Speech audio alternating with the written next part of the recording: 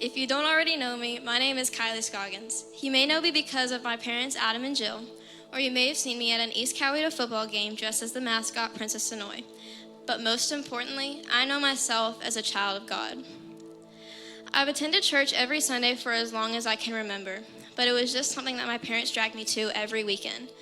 During my preteen stage, I dreaded going to church because all I wanted to do was be lazy and sleep in. I was very envious of all the kids who knew the Bible better than I did. I didn't like it when people were better than me in general. I also just really wanted something out of that prize box. When I say I didn't like it when people were better at things than me, praying is an example. I've never been good at praying in front of people, but there's this one prayer that I grew up with that my grandmother would repeat to me when she would tuck me in. Now I lay me down to sleep. I pray the Lord my soul to keep. If I should die before I wake, I pray the Lord my soul to take. God bless, insert names. And we would try and name off every person we could think of, almost making it a competition. I always remember going to sleep peacefully every single night after saying that prayer, but never putting in the effort to say it every night.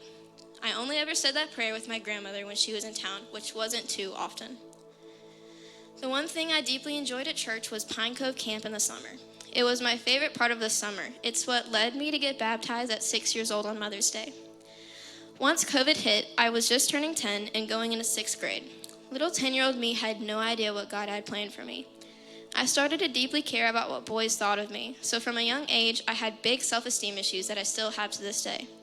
I didn't really care how girls saw me until high school. It was all about the boys. I only wanted to impress them. When I went to Snowbird for the first time, I realized that I wanted to have a relationship with Jesus because he didn't care how I looked or how I acted.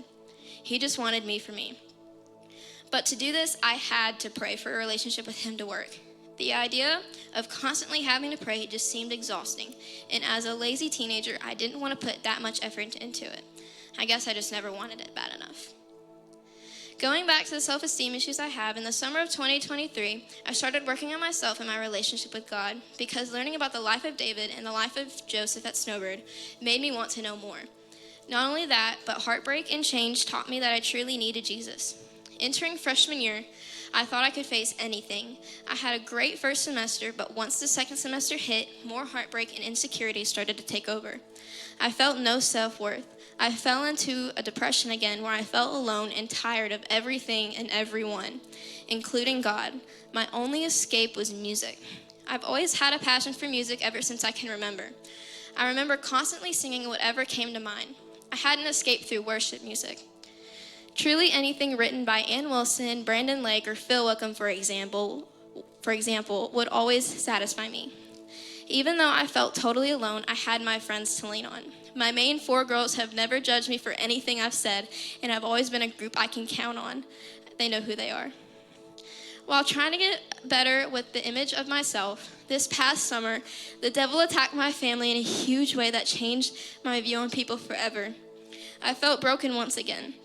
Instead of turning to God like he probably intended me to do, I ran from God, blaming him for the situation I was in because I thought I wasn't doing something right in my spiritual life. I thought God was punishing me with the circumstances my family was in. I threw in the towel and told myself whatever happens, happens. I had totally forgotten about this verse that had been my favorite for years. Titus 3:5. He saved us not because of righteous things we had done, but because of his mercy. And when coming back to find that verse, it told me that it wasn't my fault. Now you could say, Kylie, you have such a Christ-centered family. How could you have lost your faith in God?